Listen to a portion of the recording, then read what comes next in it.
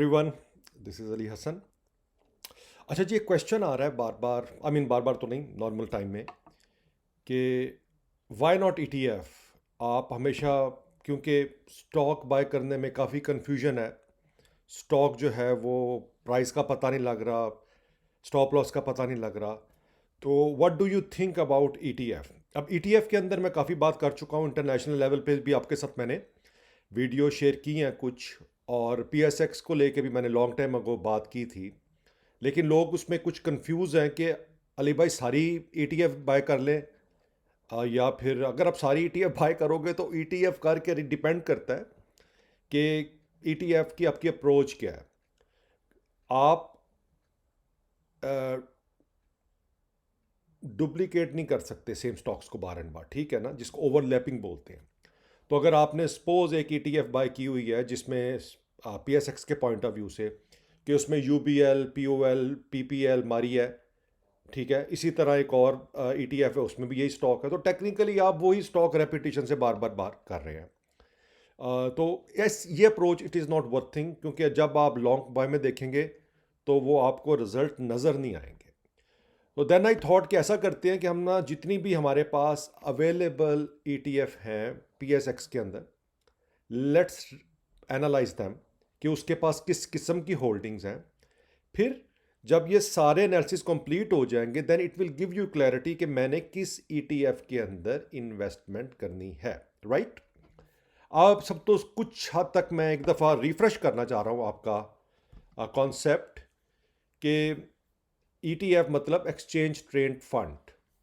तो आप क्या करते हैं कि आप इंडिविजुअल स्टॉक को बाय करने की बजाय, इन्वेस्टर क्या करते हैं कि जो ईटीएफ को बाय कर लेते हैं कंसिडरली, क्योंकि दे आर नॉट श्योर कि अब होता क्या कि मैंने ये भी बाय करना है, ये स्टॉक भी करना है, ये स्टॉक भी करना है। अब सारे स्टॉक बाय करने पे you need a lot of money, ठीक है ना। अब ये भी नहीं हो सकता है कि आप इकट्ठा सारा बाय करके बैठ जाओ, क्योंकि you need also make average.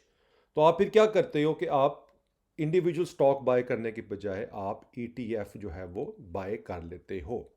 अब ईटीएफ के अंदर आपको कुछ ऑप्शन मिलती हैं, you have to make sure, क्योंकि हर बंदा को पता तो है, लेकिन क्यों ETF is good then stock, especially जब आपको स्टॉक का नॉलेज ना हो प्रॉपरली, या यू आर नॉट श्योर कि मेरी बाइंग प्राइस क्या होनी चाहिए और मेरी सेल प्राइस क्या होनी चाहिए। Believe me, if you know trading very well, just go with that. लेकिन अगर आप पैसिव इन्वेस्टर हैं, यू डोंट नो मच, तो आप फिर स्टॉक्स में मत फंसो।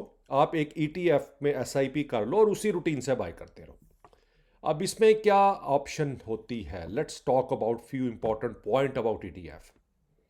डिवर्सिफिकेशन, क्या कि इसमें dozen, hundreds, even thousand stocks, bonds और एसेट जो होते हैं वो एक ईटीएफ का हिस्सा होते हैं।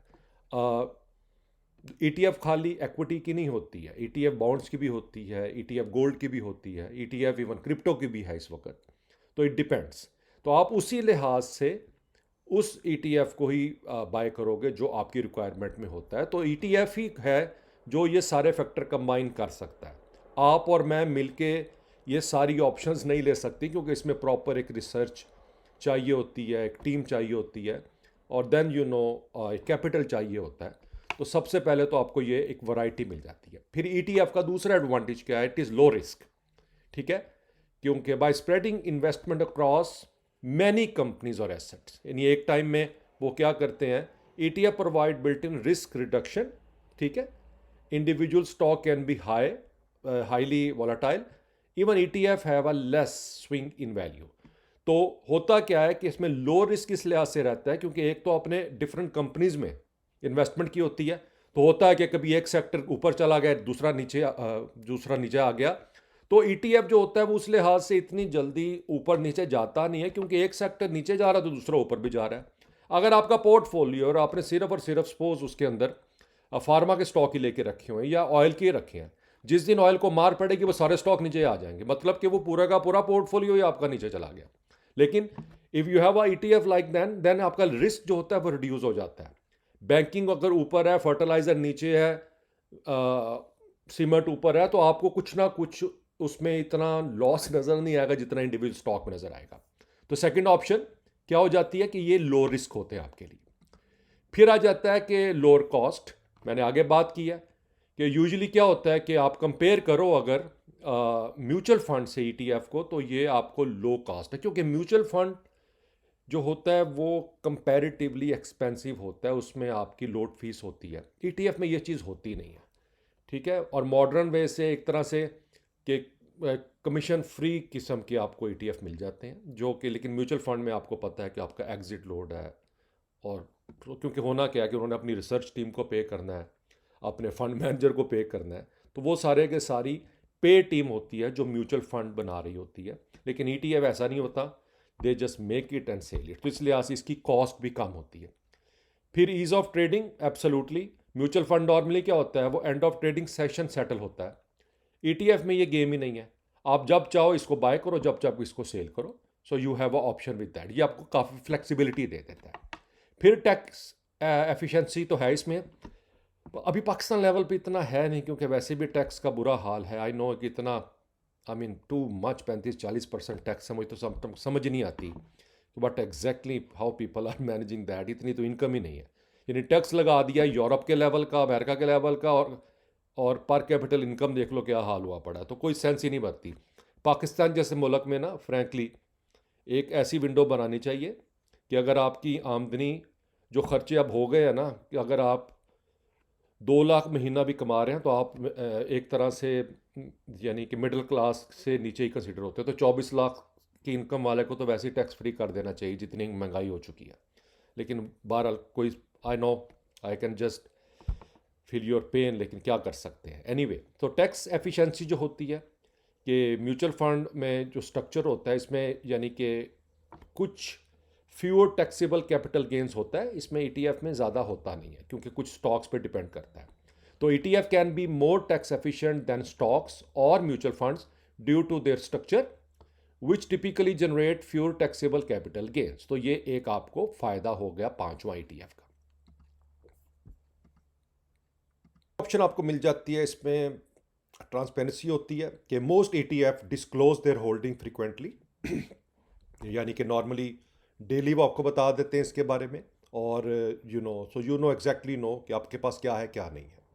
इसमें जी 7 पॉइंट आ जाता है एक्सेसिबिलिटी कि ईटीएफ क्या ऑप्शन देता है आपको, कि अगर मुझे सपोज यूरोप का स्टॉक खरीदना है, जापान का खरीदना है, कोरिया का खरीदना है, सऊदी का खरीदना है, अमेरिका का खरीदना है, इंडिया का खरीदना है, पाकिस्तान का खरीदना है, तो इंडिविजुअल मेरे लिए हार्ड है, राइट, कि मैं ये पिक करूं। लेकिन मैं उस स्पेसिफिक कंट्री का ईटीएफ इजीली बाय कर सकता हूं जिसके अंदर मुझे तमाम वैरायटी मिल जाती है। तो एक तरह से अच्छी आपके पास जो एक्सपोजर है कि आप डिफरेंट रीजन्स के ईटीएफ जो है वो आराम से बाय सेल और ट्रेड कर सकते हो।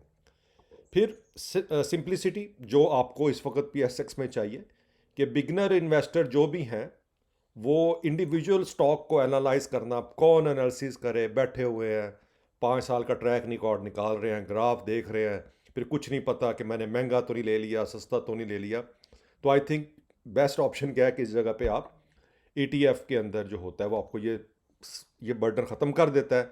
आपको अगर स्टॉक्स अच्छे लगते हैं जो भी आपकी रिसर्च के मुताबिक, आप देखो कि वो आपके ईटीएफ में एग्जिस्ट कर रहे हैं, अगर कर रहे हैं तो गो विद दैट, ठीक है जी।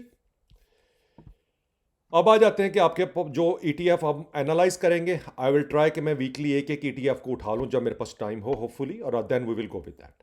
अब इसमें कौन सा है हमारे पास, JSMF ETF, MII ETF, Meezan ETF, UBL ETF, NITG ETF, national bank ETF, ACI ETF Alfalah का है, JS का बैंक का, और HBLP ईटीएफ, ये तो डेट का है, तो लेकिन ये हमारे प्रॉपर इक्विटी के हैं। तो ये सारे के सारे हैं, लेकिन आज मैं बात करूंगा, स्टार्ट में कर रहा हूँ national bank of Pakistan NPG ETF. मुझे ये ईटीएफ अच्छा लगा है फ्रैंकली, लेकिन यह कि हम हर वीक कंपैरिजन करेंगे और एंड पे हम क्या करेंगे कि हम आखिर पे ओवरलैपिंग देखेंगे।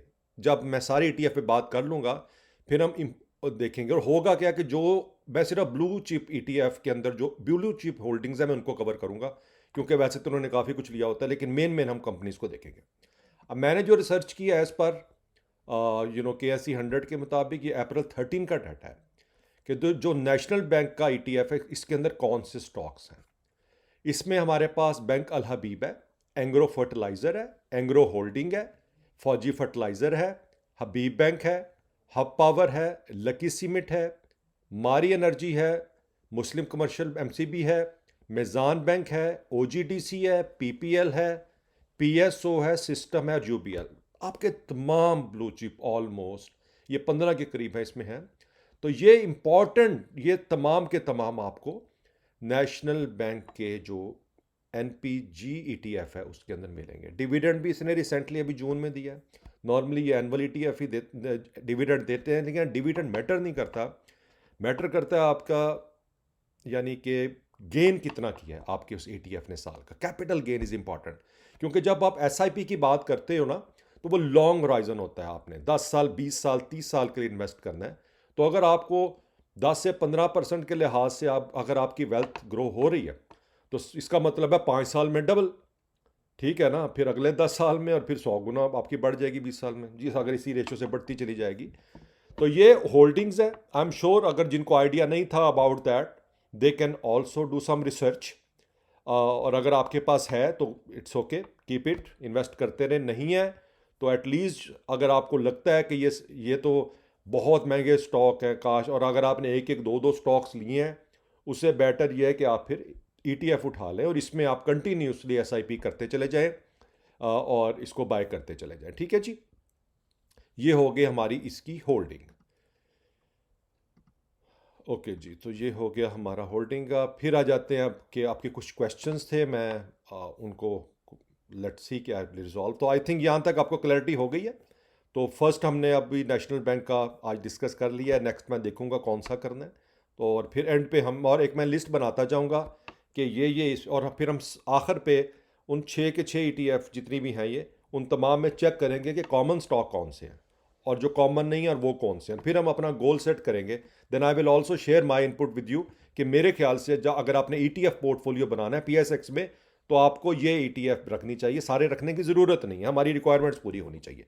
ठीक है जी। क्वेश्चन आ जाता है जी, मोमी 1321 है, हाउ वी कैन चेक और verify our investment in CDC, is it secure to invest in Mahaana and from where we can verify our investment. देखिए बहुत दफ़ा बात हो चुकी है, अब तो Mahaana is too old story, लेकिन क्यों चले मैं भी, आप नए हैं अभी आपने देखा नहीं है। तो भजन जो महाना में जब आप अकाउंट खोलते हो ना तो आपका सारे का सारा जो पैसा जाता है ना वो सीडीसी के पास जाता है। अब आप में से सबको पता है कि जो आपका अकाउंट बनेगा जिसमें आप पेमेंट डिपॉजिट करेंगे वो सीडीसी का ही नंबर होगा जिसमें अब ये सारे का सारा होगा। फिर महाना डेफिनेटली सिक्योर है इन्वेस्टमेंट के लिए, ठीक है, क्योंकि Mahaana are not held by Mahaana itself. ये कस्टडी जो होते हैं वो सीडीसी की है और इसको फिर आपका एससीसीपी जो होता है वो ओवरसीन करता है। अगर आपने इसको चेक करना है, आप सीडीसी की ये साइट है, मैं लिंक में डाल देता हूँ, www.cdcpakistan.com। आप इनको कॉल कर सकते हैं, आप यहाँ पर अपना अकाउंट बना सकते हैं, आप इनसे पूछ सकते हैं अबाउट महाना और I am sure they will tell you. तो Mahaana is a secure platform और सीडीसी के साथ इनकी कोलैबोरेशन है। फिर आ जाता है कि नूर फातिमा के 2 क्वेश्चंस आए हैं और सेम ही हैं, थोड़ा सा कंफ्यूज थी तो I will explain. Sir Mahana IGI retirement fund MUFAP की वेबसाइट पर शो नहीं हो रहा, ये जो आपकी म्यूचुअल फंड की साइट है। नूर मैंने ना आपके क्वेश्चन के नीचे डिटेल लिख दी थी जस्ट फॉर अदर पीपल कि it's not the big deal, क्योंकि ये अभी ना न्यू लॉन्च हुआ है महाना और आइदर अभी इसकी अवेटिंग अप्रूवल हो रही होगी रेगुलेटरी से, ठीक है, क्योंकि इट्स नॉट लाइक दैट, और फिर ये ऑफिशियल लिस्टिंग में आ जाएगा। और वैसे भी जो आपका MUFAP है ये बड़ी बड़ी कंपनीज को लाइक HBL, JS, मिज़ान, नाफा, NIT, पाक, कतर, MCB यानी इनको करता है, लेकिन it's not the big deal. आप महाना वालों से इसको पूछ सकती हो कि उनका ये फंड जो है जो MUFAP की साइट पे कब होगा। और दूसरा, नो वरीज अबाउट दैट, जैसे मैंने लास्ट क्वेश्चन में भी बताया कि आपकी जो इन्वेस्टमेंट है वो सीडीसी के पास पड़ी हुई है, वो सेफ है, वो कहीं नहीं जाने वाली, ठीक है। लेकिन एब्सोल्युटली रिसर्च आपका हक है। I will also email send to Mahaana कि वो इसको क्लियर कर दें कि ये MUFAP की साइट पे शो होगा। अगर नहीं होगा तो क्यों नहीं हो रहा, इट इज़ नॉट इम्पॉर्टेंट, लेकिन अगर होगा तो कब तक हो जाएगा, ठीक है। चलेंगे, गुड क्वेश्चन। फिर है जी ज़रार 424, क्या आज 15 अगस्त 2025 की डेट में ये भी ले सकते हैं वीपीएस? जी जी भैया, आपको पेंशन फंड लेने में, पेंशन अकाउंट खोलने में कोई प्रॉब्लम नहीं है। आप any time in your before your retirement, आप महाना का लेना चाहें, मिज़ान का लेना चाहें या किसी और बैंक का लेना चाहें, आप फील फ्री, आप ये अकाउंट ओपन करवा सकते हैं। चलें जी, और I think we cover first topic of the day. और फिर अगेन, अच्छा एक चीज़ और आपको बतानी थी, I am just working on that, क्योंकि बिसाइड ये एजुकेशन तो चल ही रहा है हमारा फाइनेंस का। और आपने क्वेश्चन मैंने पूछा था लास्ट टाइम में कि कितना पैसा चाहिए, तो एक ने 8 करोड़ लिखा।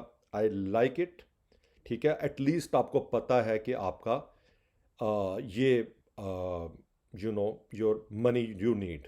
रियलिस्टिक बात आपने की है, it is totally possible. Future में मैं कुछ और वैल्यूज़ भी आई हैं, एक ने 1 करोड़ का, एक ने 8 का, और कुछ ऐसे नंबर्स मैं देख रहा था। लेकिन वी हैव अ प्लान कि चले, अगर आपका ये पाथ है, डिपेंड एक्चुअली करेगा कि आपने कितने अर्ली इन्वेस्टमेंट स्टार्ट किया है। जितना ज़्यादा आपको टाइम मिल जाएगा ना कंपाउंडिंग के लिए, उतना जल्दी आपका टारगेट अचीव भी हो जाएगा। लेकिन if you are already 55 year old, तो 60 में वो तो फिर सारा आपका ही पैसा होगा, वो इतनी जल्दी हो नहीं सकता। पहले 5 साल तो यकीन करें बिल्कुल पहिया हल्का हल्का घूमता है, फिर जाके स्पीड सही पकड़ता है 10 साल के बाद।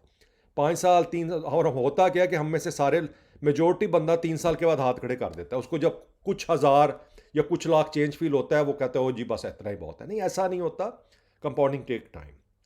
और दूसरा मुझे बताएं, मैं एक स्किल्स पे बात कर रहा था, I think I one just working on one video, कि कुछ जो ऐसे चैलेंज आ रहा है इस वक्त स्पेसिफिकली आफ्टर एआई, तो कि कैसे, what do you think about that. मैं एक वीडियो इस पे लेकर आऊँगा कि जिसमें मैं I will let you know कि अगर आपने एआई को लर्न करना है, I am also working on that, कि क्या उसमें होना चाहिए। फिर एआई का अगर आपने चैट बॉट बनाना है, इट्स क्वाइट इजी, आप उस पर काम कर सकते हैं। तो एक मैं जस्ट बेसिक किस्म का, ज़्यादा डीप नहीं जाऊंगा इसमें, क्योंकि हम स्टिल लर्निंग एआई। तो एआई में यानी कि what do you think about, कि अगर आपने उसमें अपना कैरियर देखना है या यू वांट टू लर्न, तो वो एक अच्छी, आई एम श्योर कि एक बेटर वीडियो होगी। और एक path I will try to explain कि अगर आपने अभी 10th या 12th की है, तो बिसाइड कि आप ट्रेडिशनल डिग्री में चले जाएं, जो अब मुझे नहीं लग रहा कि उनका आपके फ्यूचर रहा है। तो जस्ट बी अ रियलिस्टिक, और एक सही वे से करें, क्योंकि 2 चैनल्स बनाने का मकसद भी ये था कि एक को हम फाइनेंस के लिए रख लेंगे और दूसरे पे हम डिस्कशंस करेंगे मेनली लाइक दीज थिंग्स, जो कुछ भी टेक्नोलॉजी में हो रहा है या अबाउट एनी गुड थिंग। ठीक है जी, चले। फिर if you have any question, आपके पास मेरा ईमेल है ali_hasan57,000 याहू। ट्विटर पे मैं ये वीडियो डाल दूंगा mymoney75, और इंस्टाग्राम आप भी स्लो हैं, मैं भी स्लो हूँ उसमें अंदर। आई थिंक अब मैं रियलिस्टिकली ना इसको एटलीस्ट कुछ रील शील बनाने की तरफ भी आते हैं, ठीक है ना। मे भी आप वहाँ लाइक कर दें वीडियो, तो आप लाइक नहीं करते ज़्यादा, ठीक है। चले, फिर अपना ख्याल रखिएगा, और आपसे फिर नेक्स्ट वीडियो में मुलाकात होती। Take care.